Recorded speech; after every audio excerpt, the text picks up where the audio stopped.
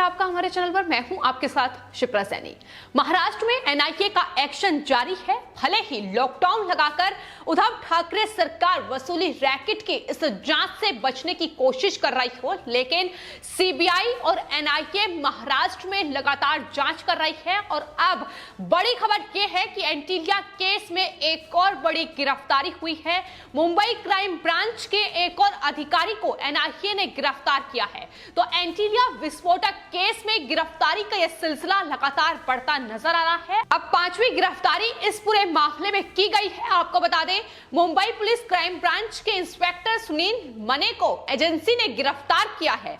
तो एनआईए एक तरफ एंटीलिया विस्फोटक केस की महाराष्ट्र में जांच कर रही है, वहीं दूसरी तरफ केंद्रीय जांच एजेंसी वसूली के रैकेट में अनिल देशमुख पर लगे जो वसूली के आरोप है उसमें लगातार शिकंजा कसे हुए हैं। और लगातार जांच का जो दायरा है वो हर रोज बढ़ता नजर आ रहा है। और इसी कड़ी में अब मुंबई क्राइम यूनिट के एक और अधिकारी पर शिकंजा कसा गया है। हालांकि अगर बात सुनील मने की जाए तो कंदावली में जो क्राइम ब्रांच यूनिट है उसमें वो अधिकारी थे, लेकिन कुछ वक्त पहले ही जब विवादों में वो घिरते नजर आए, एंटीलिया विस्फोटक केस में उनका नाम सामने आया तो उसका ट्रांसफर कर दिया गया। लेकिन अब आपको बता दें, एनआईए ने उन्हें पूछताछ के लिए अपने दफ्तर बुलाया था, जिसके बाद उनकी गिरफ्तारी हुई है।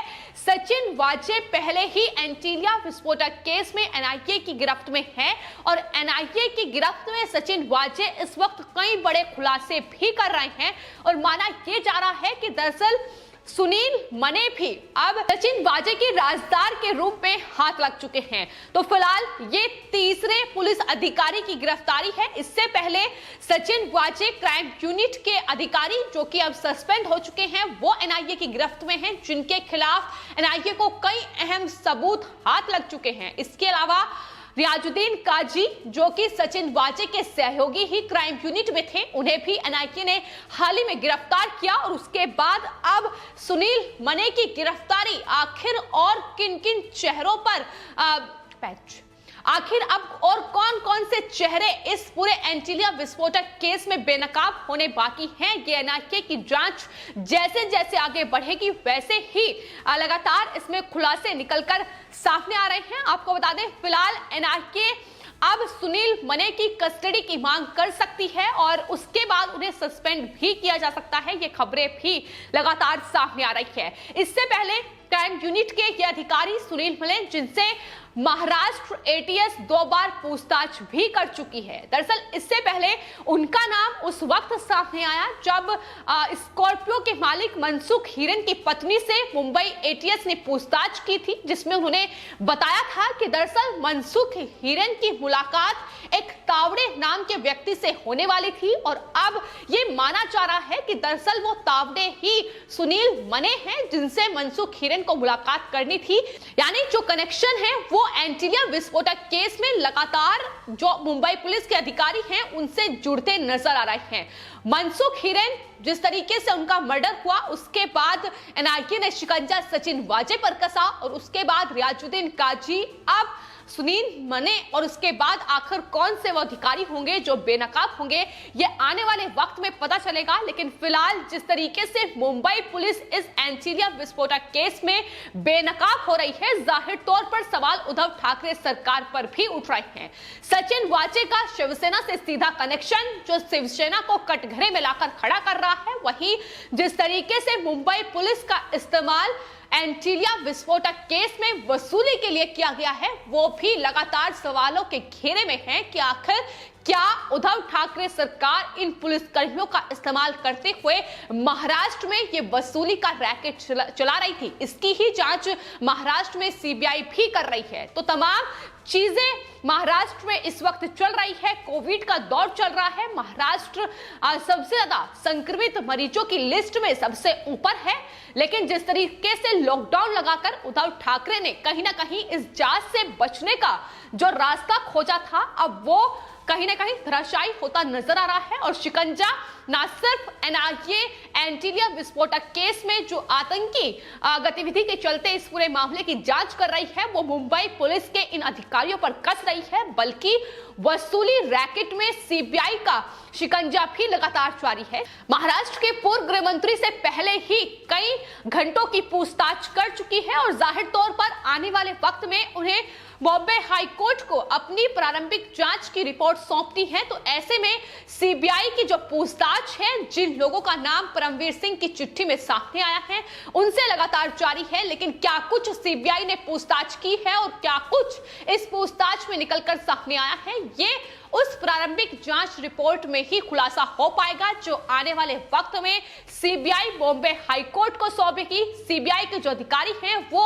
अपने डायरेक्टर को ये रिपोर्ट सौंपेंगे और बताया ये जा रहा है कि अगले 48 घंटों में सीबीआई के अधिकारी अपनी प्रारंभिक जांच रिपोर्ट बॉम्बे हाई कोर्ट को सौंप सकते हैं। 15 दिन का वक्त सीबीआई को दिया गया था कि जांच करे कि आखिर वसूली रैकेट में कौन कौन से चेहरे हैं, कौन कौन से लोग शामिल हैं। उनसे लगातार पूछताछ हुई, फिर चाहे वो सचिन वाजे हो, परमवीर सिंह हो या फिर अनिल देशमुख से जुड़े लोगों से भी पूछताछ की गई, जिसमें उनके 2 पीए शामिल हैं। इसके अलावा सचिन वाजे, उनके ड्राइवर से भी सीबीआई ने पूछताछ की है। तो इस वक्त महाराष्ट्र में 3 केस जिनकी जांच केंद्रीय जांच एजेंसी कर रही है। एक तरफ एंटीलिया, दूसरी तरफ मनसुख हिरेन मर्डर केस और तीसरा वसूली रैकेट को लेकर जो खुलासा परमवीर सिंह की चिट्ठी में हुआ। मुंबई के पूर्व पुलिस कमिश्नर ने अपने तबादले के बाद यह बड़ा और सनसनीखेज महाराष्ट्र में किया था, जिसके बाद उद्धव ठाकरे सरकार की फजीहत हुई और गृह मंत्री अनिल देशमुख को अपने पद से इस्तीफा देना पड़ा। अब आने वाले वक्त में क्या कुछ एक्शन अनिल देशमुख पर लिया जाएगा, ये उस रिपोर्ट के बाद ही साफ हो पाएगा। जाहिर तौर पर सीबीआई जो रिपोर्ट सौंपेगी उसके तर्ज पर ही ये तय हो पाएगा कि इस पूरे मामले में एफआईआर दर्ज होगी या नहीं। लेकिन फिलहाल जिस तरीके से गिरफ्तारी का दौर बढ़ रहा है, सबूत लगातार एनआईए के हाथों लग चुके हैं। एंटीलिया विस्फोटक केस की अगर बात की जाए तो जिलेटिन की छड़ें जो कि स्कॉर्पियो कार में बरामद हुई, लेकिन उसके बाद जब इस पूरे केस की एक के बाद एक परतें खुलती गई तो कितने बड़े खुलासे इस पूरे केस में देखने को मिले, ये सबने देखा है। कितने वाहन अभी तक एनआईए जब्त कर चुका है, जहां से कई अहम सबूत एनआईए के हाथों लगे हैं। किस तरीके से मुंबई क्राइम यूनिट के एक असिस्टेंट पुलिस इंस्पेक्टर लग्जरी गाड़ियों का इस्तेमाल कर रहे थे और किस तरीके से लिस्ट लंबी चौड़ी है जिन वाहन का वो इस्तेमाल इस पूरे केस में कर रहे थे और जिस तरीके से पहले भी कई केस में उनका नाम सामने आया है। तो सवाल यही उठ रहा है कि आखिर एक असिस्टेंट पुलिस इंस्पेक्टर को इतना बड़ा औहदा किसने दिया है? उद्धव ठाकरे सरकार ने दिया है, उद्धव ठाकरे ने दिया है और इसका खुलासा बीजेपी के नेता कर चुके हैं कि किस तरीके से सचिन वाजे को बहाल करने में शिवसेना का ही हाथ है। उद्धव ठाकरे ने ही सचिन वाजे को बहाल किया है। ये तमाम खुलासे हो चुके हैं। परमवीर सिंह की चिट्ठी ने वसूली का खुलासा किया, लेकिन उसके बाद जब शिकंजा एक के बाद एक तमाम चेहरों पर बढ़ता गया तो फिर चाहे वो अनिल देशमुख हो या फिर सचिन वाजे हो, उन्होंने भी अपनी चिट्ठी में ये खुलासे किए हैं कि किस तरीके से महाविकास अघाड़ी सरकार में शामिल ये नेता वसूली का टारगेट मुंबई पुलिस के अधिकारियों को दिया करते थे। किस तरीके से मुंबई पुलिस के अधिकारियों को इन्होंने मोहरा बनाया हुआ था और उसके बाद ये वसूली का पैसा महाराष्ट्र सरकार में शामिल मंत्री नेताओं तक पहुंचता था।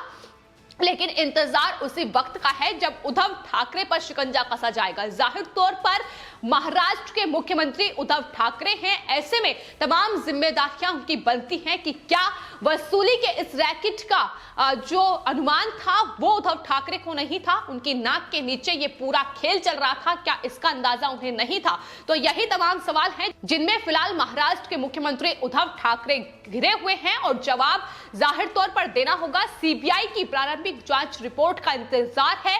आखिर उसके बाद क्या कुछ एक्शन अनिल देशमुख पर लिया जाएगा और क्या कुछ अनिल देशमुख राज उगलते नजर आएंगे, ये भी देखना होगा। तो फिलहाल जनता की सेवा करने के लिए पुलिस होती है, लेकिन महाराष्ट्र और मुंबई की पुलिस में जिस तरीके से गिरफ्तारियों का दौर बढ़ रहा है, उससे कहीं ना कहीं मुंबई पुलिस की जो छवि है पूरी तरीके से धूमिल हो चुकी है। उसे धूमिल करने का काम न सिर्फ मुंबई पुलिस में शामिल क्राइम यूनिट के इन अधिकारियों ने किया है, मुंबई के पूर्व पुलिस कमिश्नर परमवीर सिंह के द्वारा किया गया है, बल्कि महाराष्ट्र सरकार ने जिस तरीके से मुंबई पुलिस का इस्तेमाल अपने फायदे के लिए किया है, जिस तरीके से जनता की सेवा के लिए पुलिस होती है, लेकिन महाराष्ट्र सरकार किस तरीके से अपने इशारों पर मुंबई पुलिस को काम करा रही है, इसकी बानगी किसी से छिपी नहीं है।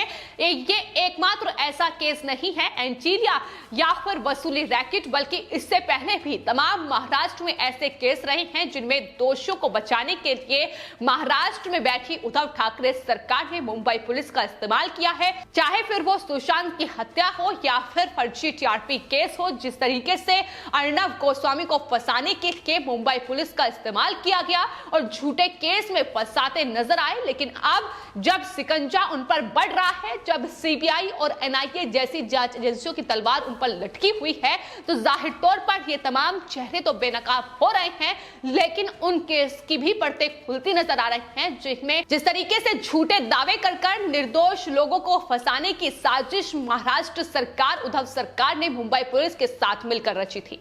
फिलहाल आपकी इस पूरे मामले पर क्या राय है, हमें कमेंट बॉक्स में जरूर लिखें और चैनल को सब्सक्राइब करें। धन्यवाद।